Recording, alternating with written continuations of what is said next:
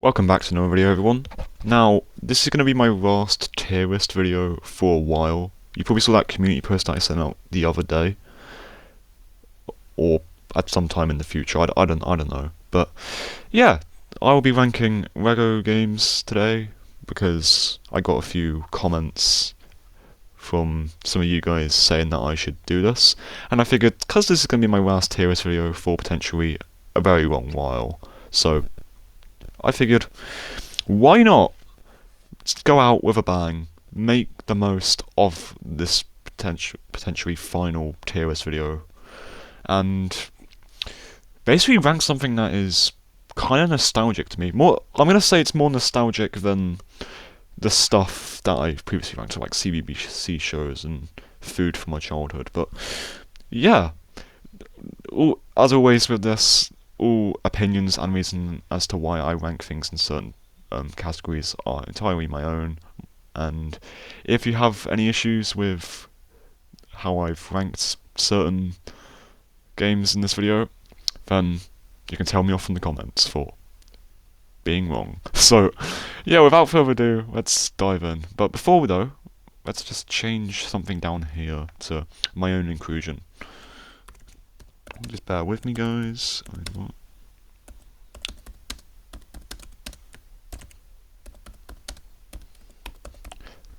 There we go.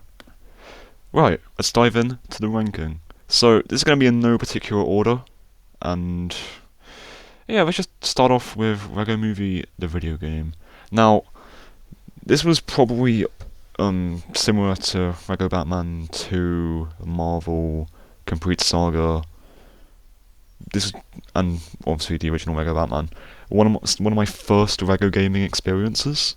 Now, this game, as some of you are aware, clues in the name really, it's based on the Lego Movie, and yeah, it's basically just a retelling of the Lego Movie. I don't have to explain it to you in much detail. And one thing I'm going to say about this is that the hub worlds are a bit small. I mean, they're still fun to explore, but things like the Wild West, Crowd Cuckoo Land, Octan, Bricksburg, there's probably one other one that I'm missing, but we've also got the bedroom, which, by the way, does not appear in the movie. And I don't know what TT Games were thinking, but it does look a bit like Andy's room from Toy Story. I'm not going to play the meme, because you guys probably know what I'm referring to, but yeah, it was a pretty alright game. It was fun, I'll give them that. The character roster was just original characters from the movie, either appearing, the main cast, background characters, villains. There was also a few licensed characters as well from other themes that appeared in the movie. And yeah, it's a fun game. This is definitely better than the game we got for the movie's sequel. And yeah, Lego Jurassic World. That's also going to go along the same lines of good as Lego Movie, the video game. I liked the feature where you could basically make your own dinosaurs. I thought that was quite fun. One thing that kind of pushes this to this position for me is the open world. Now, I might complain a lot about the open world with some of these titles throughout this video. I just want to give that as a warning. It was a bit small, so kind of in the same boat as Lego Movie, the video game. It was fun to explore the island, but it was kind of just a repeat of other levels, other missions in this game, and don't get me wrong, it was still fun to drive around to Jurassic Park and see all of the dinosaurs. That was quite cool, but yeah, it was a good game. It's just a retelling of Jurassic World, Jurassic Park, and basically just all the movies leading up to Jurassic World, with a few DLCs sprinkled in here and there. The character roster isn't bad. It's mainly just original characters and a few background characters as well. Lego Lord of the Rings. Now, I've seen the movies. I've only experienced Lego Middle-earth via Lego Dimensions, which we'll get onto in a minute because that's my go. And I don't know where I heard this, but there was someone comparing this to Lego D&D. Same with like Lego Hobbit, and yeah, these are good games. I haven't played them, um, but there will be a time where I do probably will get around to playing them. So for that, they're going to go in good to Lego DC Supervillains. Now, if you know the history of Lego DC games, then you know that Lego Batman 3 was not a good game. I mean, the open world was not the best, but luckily, Lego DC Supervillains fixed all the issues with the open world.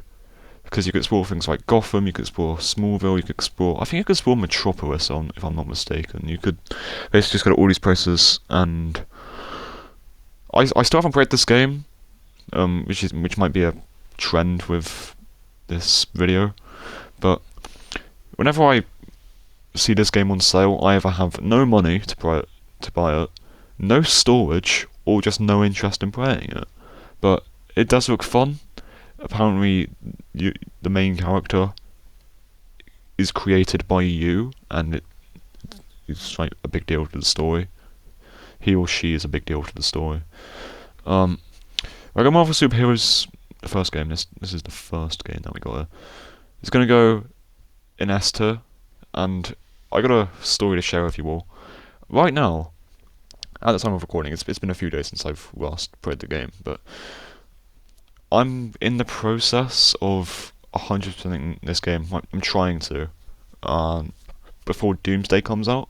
Now, I know we got a few months left to wait until Doomsday comes out, because I'm recording this in late February, early March, so yeah, it's pretty self-explanatory why this is an S tier.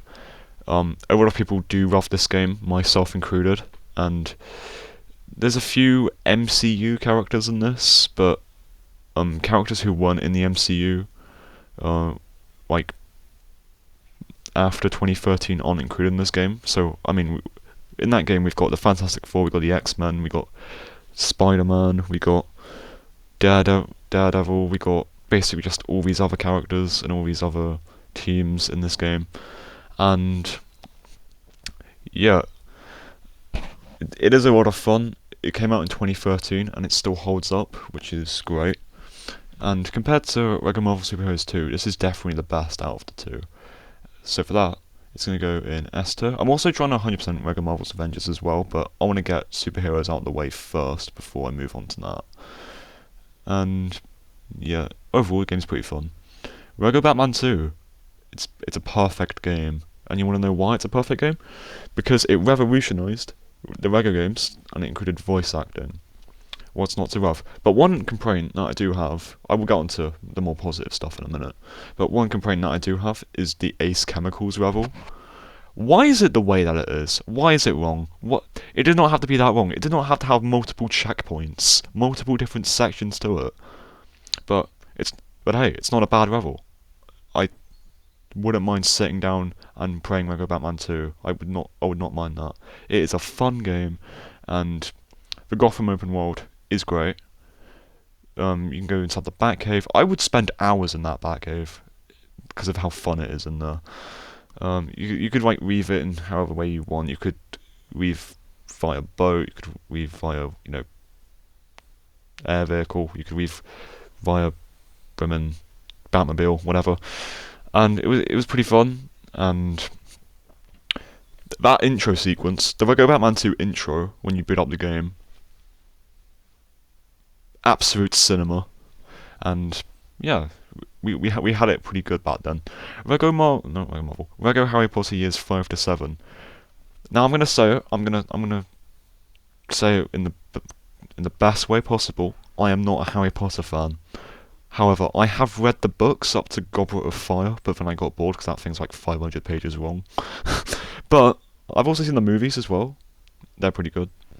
And I mean, they're not the best movies that I've watched, but they're okay. They're a good representation of the books.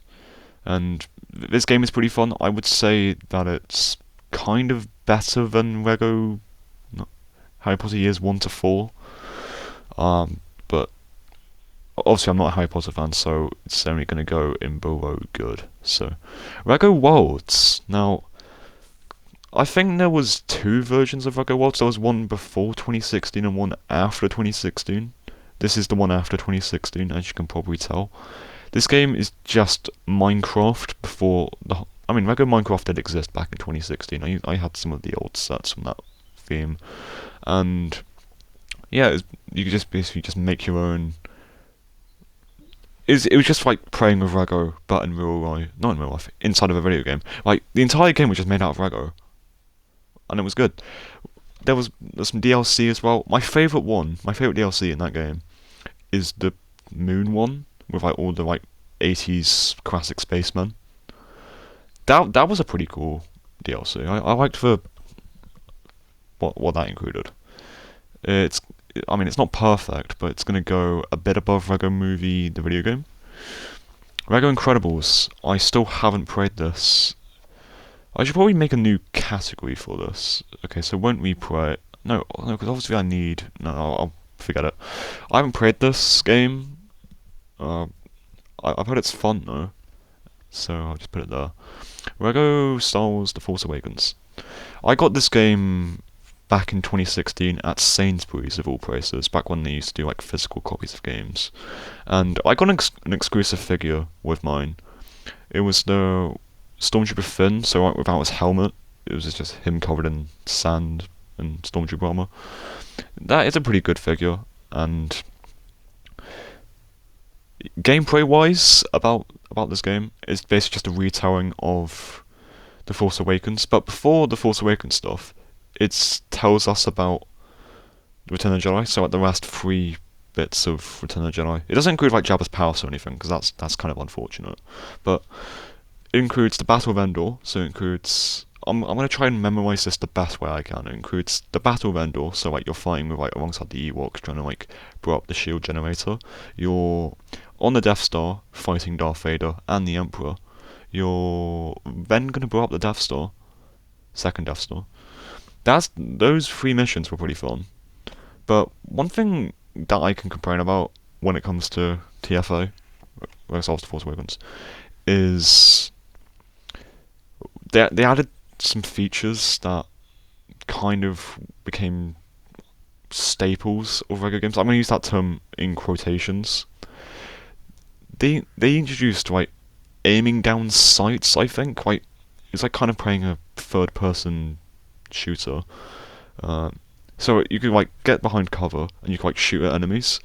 Don't get me wrong, that's not a bad feature, but for a Lego game, it's a bit modern. And it doesn't really suit the aesthetic, if I'm saying that word right, of what a Lego game should be. Now, I have no issue with this game, besides a few things, obviously it being the sequel trilogy, but yeah, it's a fun game. The open world is kind of in a similar situation to Lego Movie the video game and Jurassic World in terms of size. Character roster is pretty good. It's got solely original characters and also some original characters from the other Star Wars movies.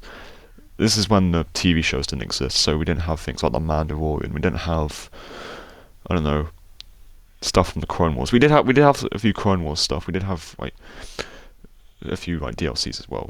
I think we had like a Freemaker Adventures one. If you remember the Freemaker Adventures, you're a very cool person. So yeah, it's a pretty fun game, and I'm not gonna say I won't play it, but it's gonna go a bit below Lego Incredibles. Lego Marvel's Avengers. Now, this game, if you have been a long-time viewer on this channel, then you probably remember that I made a video about this game. The quality of that video, in retrospect, was not very good. And yeah, with that aside, it is still a pretty good game. It's based on the first 2 phases of the MCU, and obviously you're not going to have things like Doctor Strange, you're not going to have Guardians of the Galaxy, you're not going to have all these other characters that were introduced in like Phase 3 and Phase 2. You're not going to have all that stuff. But Spider-Man is in the game, you can get him as part of DLC. and so it's Doctor Strange, but it's more of a comic accurate appearance of the guy. You can explore New York in this game, kind of like the first game. But they've added some more levels, some more hub worlds. South Africa, they've added Washington, they added Hawkeye's farm, they added Sokovia, they added all these other places which I can't really be asked to remember. But they're still fun to explore, and I don't know what it is about the Manhattan hub world in this, but it's got very good writing. Like, I think it either takes place at sunrise or early evening. I don't know, but it's got good writing, and I'll give them that. It's gonna go a bit above. I wouldn't say it's a perfect game, but it's gonna go a bit above.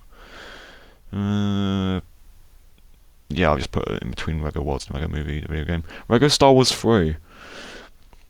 Oh, okay, one thing I'm going to say about Lego Marvel's Avengers before we move on to Star Wars 3. It did come with an exclusive figure, the Silver Centurion, which is one of the Iron Man suits. And on the topic of Iron Man, they did add, undoubtedly, one of the not really most talked about features in this game, was the Iron Man dashboard. So if you pressed Y, I don't know, on like a Xbox controller, for example, to like switch your character, you would enter this like dashboard of like, in Marvel when like Tony Stark is talking to Jarvis, basically that.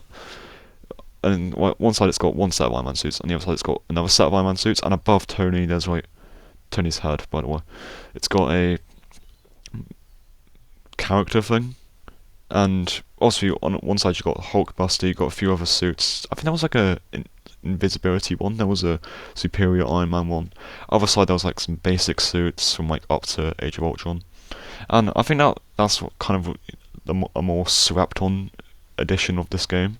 The whole like Iron Man suit like choosing bit, and each suit had these like animations which I think were quite fun. Some were overused, which is probably my main critique of that feature. And another feature that they had was team up features, so you could like put two characters, like team them up, and like press like buttons in a certain way, and then they'll take down enemies. And I thought that was quite fun. Moving on, Lego Star Wars 3. I begged my parents for this back in. It was like a good like 12 years ago. I did beg them for this, and it was. Oh, it wasn't 12 years ago. It was like when I first got my Xbox 360, and I didn't get this for a couple of years. I kind of got this towards the end of me using the Lego. No, not Lego. End of me using the Xbox 360, and yeah, this for what it's worth, for what Lego Star Wars 3 is worth, it is a pretty good game. It's solely based on the first season of the Clone Wars, and it's got a few other missions that require gold bricks in order to unlock, and this game didn't have any DLC or anything, so that was good. But those gold brick missions were quite fun. I haven't played them, but I've seen footage of people playing them, and they do look quite fun. And the open world in this game isn't really open. It's more like you start off on the Venator, and you can basically explore the Venator. You unlock different rooms of the Venator as you unlock more gold bricks and progress further in the game. There's also character customization in this game, which is quite fun. Then you go across this catwalk. You go down the elevator. Oh, the elevators in Lego Marvel, not Lego Marvel, in Lego Star Wars 3. The music that they play in those elevators, the real cutscene that takes place if you just in the elevator.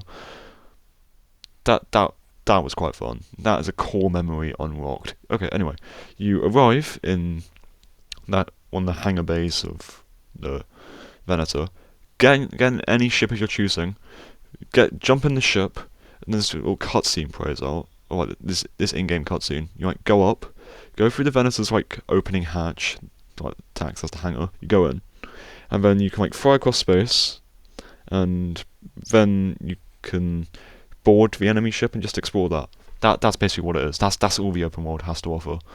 And there were a few other modes that you could do in this game. Obviously, got the main story, but there was also like a few like strategy modes, because the main gimmick of this game, like one of the main gimmicks, was you could set up different like bases and areas like in each world, like throughout the story, where you could call in like reinforcements, you could like call in vehicles, you could make like anti-air guns or whatever. And yeah, I think that was quite fun. It was very like strategy game based, but that wasn't the main like core aspect of the game. It was still a regular game at heart, but many like of the missions in this game relied on that feature of like having your own like bases to defend. But one mission that really grinded my gears was the Zero Beast mission. I don't know if you guys can remember, but that was the final mission of the game where you could fight the Zero Beast. That mission, I don't know what the hell 7-year-old me or 8-year-old me was on, but that mission was kind of challenging. It was kind of tricky, but we persevered. We were able to get through that, and for that, Lego Marvel's not Lego Marvel, Lego Star Wars Superhero. No, what am I saying? Lego Star Wars 3 is going and good. Lego Batman 3. Well, it's pretty self-explanatory, really. Won't replay. And the reason as to why I'm ranking this in such a low regard is the open world. Now, I kind of alluded to this in my ranking of Supervillains and Batman 2, but the open world in this game is pretty lackluster. The planets are hideous. They're basically just copy and pasted of like pretty much every planet they get in the game. As if I recall correctly, there's only four. Oh, I'm just counting that right. There's four worlds which have normal surfaces. Let me just break them down for you. We got the Hall of Justice. Now under the Hall of Justice we got the League of Shadows, if I recall. Then we got the Batcave. The Batcave in that game is pretty fucking cool. Don't get me wrong. Then we got the Space Station. And then you got one of the Green Lantern worlds where you can like drive around in like vehicles and stuff. Those are the only four worlds that have flat surfaces. Yeah, and yeah, the characters roster in this game isn't bad by any means. It's mainly just original characters and like such. And there's also DLC for this game, and yeah, that's all I have to say for that. And if you want to play a Lego Batman game, I recommend either playing Lego Batman 2 or just waiting until Legacy of the Dark Knight comes out, which will be fun. Lego Indiana Jones. I have not played this game, but I've heard it's good, and it's going to go a bit above. It's going to go a bit above Lego Incredibles. I'm also going to do the same for Kingdom of the Indiana Jones 2. I think that's the Crystal Skull, so I can assume that's based on the other movies. Lego Ninjago. Sorry about that, guys. Right, Lego Ninjago is the Lego Ninjago movie game is a bit of an interesting one because the open world. I know I keep going on about the open world, but stay with me here. The open world isn't the best by any means. It's just levels. It's just basically copy and pasted versions of levels from the game. And in terms of what the levels are, they are basically it's basically just a retelling of the movie. And the Red Ninjago movie itself is a pretty good movie. The game, the tie-in game of this, not so much. Now this game it was available for free on the Xbox Marketplace about 6 years ago, I think. I don't know. It's been a very long while since I've played that, and I'm not gonna replay this game. Same with Lego Batman 2. I think I'm probably gonna play this game less than Lego Batman 3. So why can't I move it? Okay, there we go. Lego City Undercover. Now, I've only played the 3DS version of this game. My younger cousin, however, has played this version of it, so like the current version on the Nintendo Switch. This was back in October 2024, if I'm not mistaken. So I played like the first mission of this, and I still need to get around to playing this in full. I have played the 3DS version. I probably just mentioned that. The Chase Begins. That is not a bad game by any means, but for like Nintendo's like original Nintendo console standards, the graphics are a bit and I mean the open world is still fun to explore in that version, and for that it's gonna go in good. I would say it go.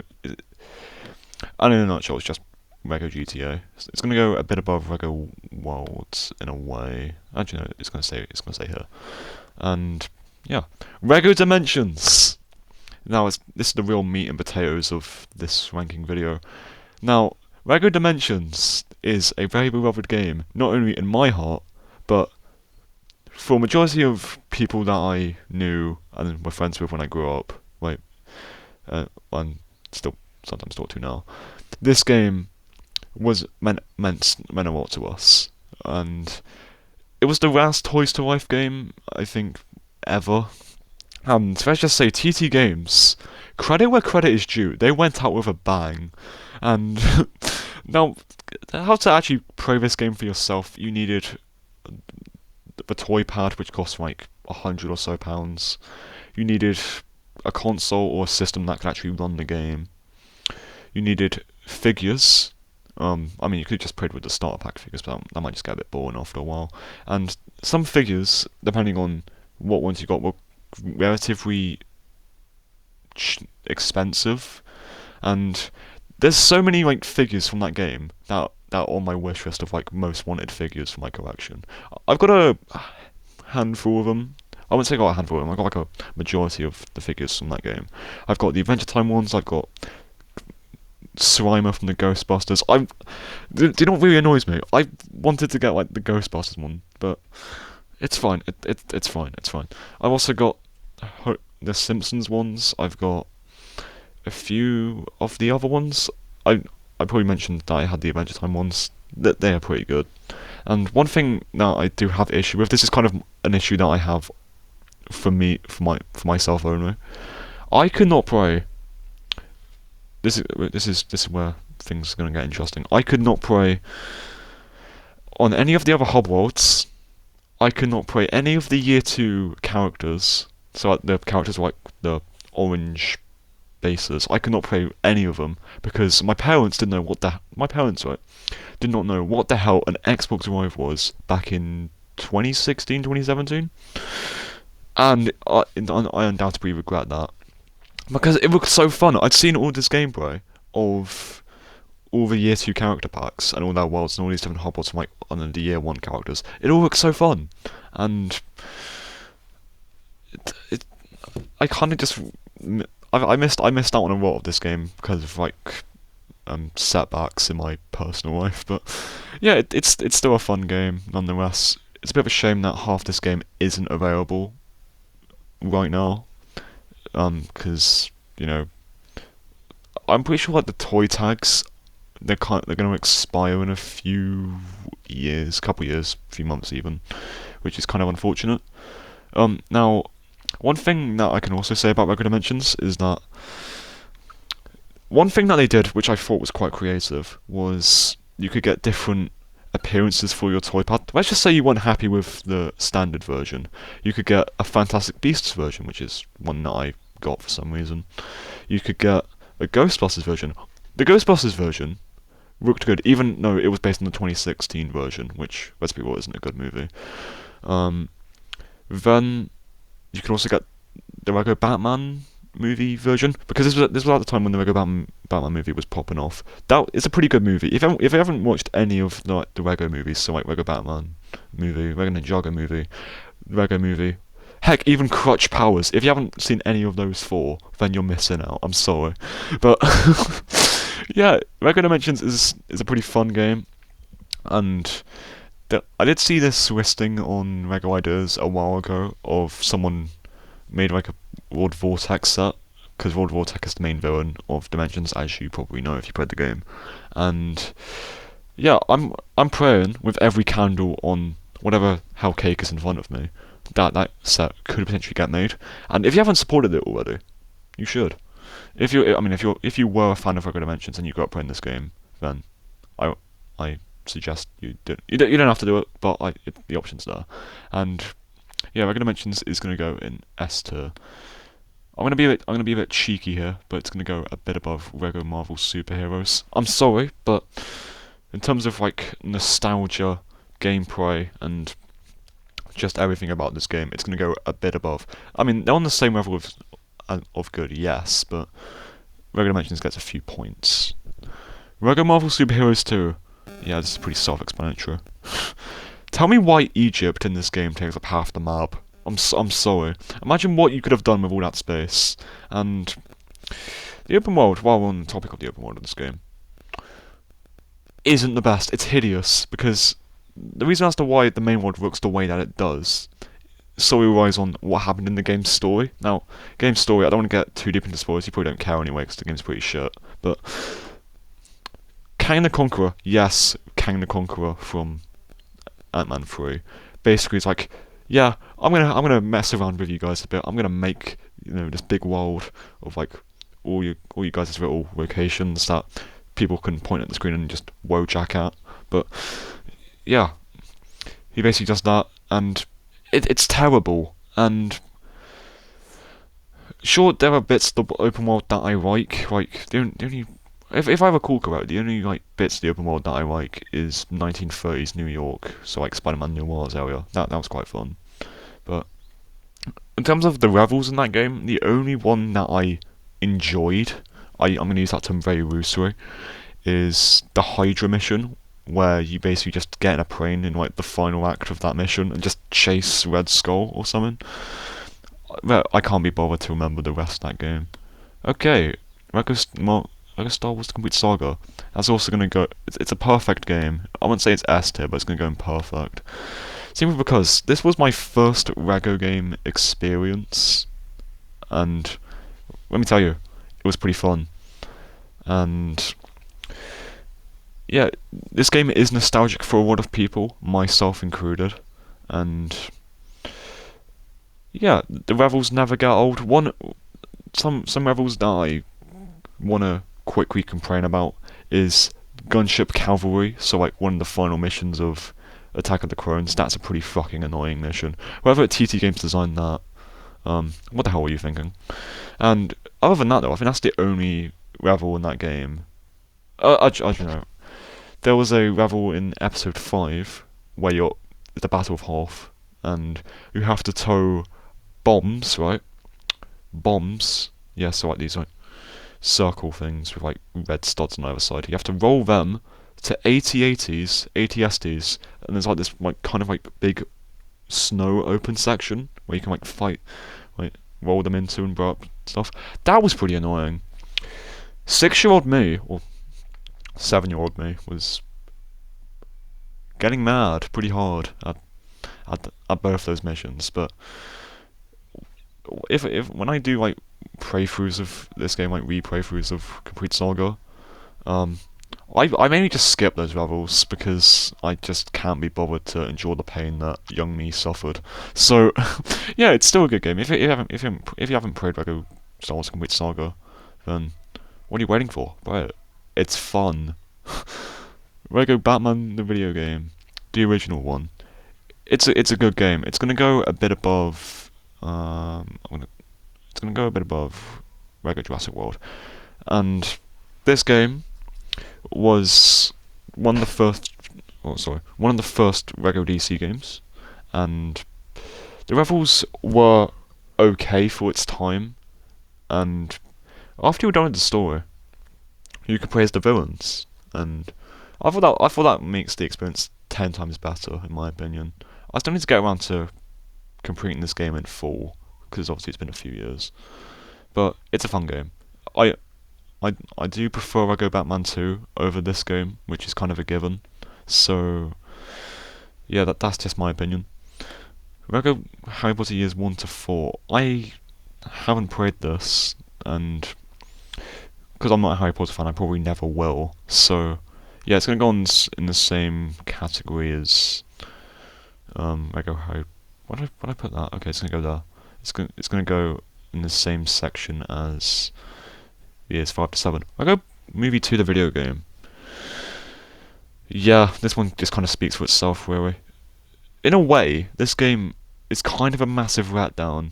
It's just DL. It's just it feels like more. It feels more like DLC for Lego Worlds because back in 2019, Lego Worlds was still popular. I'm going to use that term in quotations. There were things that you could get for Lego Worlds from the Lego Movie 2. I remember when McDonald's were doing promotional material for the movie in the UK, you could get like codes for that stuff. I remember I got a Lego Movie 2 pencil, but that's probably lost to time. Um, and yeah, let's just say Happy Meal toys in the 2010s were popping off. Let's be real. Uh, and yeah, Lego Movie 2, the video game. If you want to play this game for yourself, um, you must have no interest.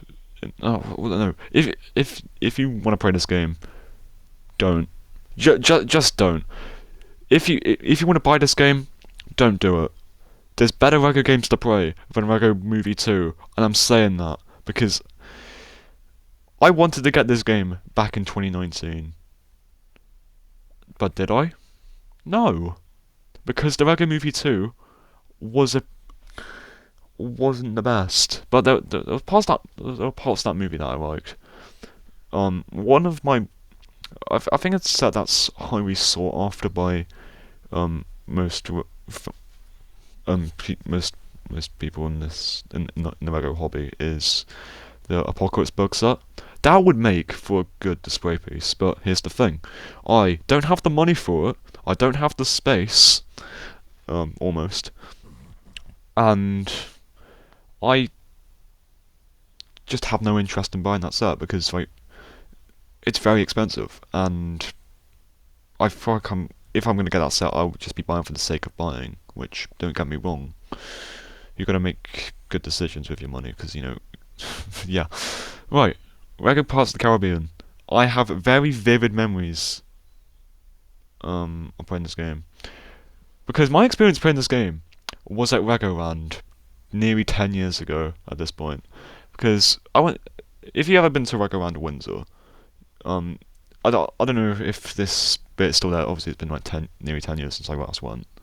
And there was this gaming section like towards like one of the like I think it was like towards one of the, like the roller coasters in the park. There was this gaming section.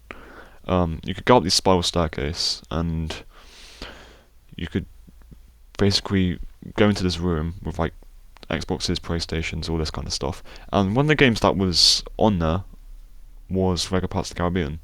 And I remember playing the first mission. I think it was the first mission of this game, being Jack Sparrow in prison. I think that's the best that I got. I can't remember, but because pirates are pretty cool, I'm gonna just put that in good tier. God, there's a lot of good tier games in this. So I'm don't get me wrong. Right. Lego Star Wars The Skywalker Saga. I saved this game until last because I got a bit of things to say about this game. So I'm gonna get all the negatives out of the way first. Ahem.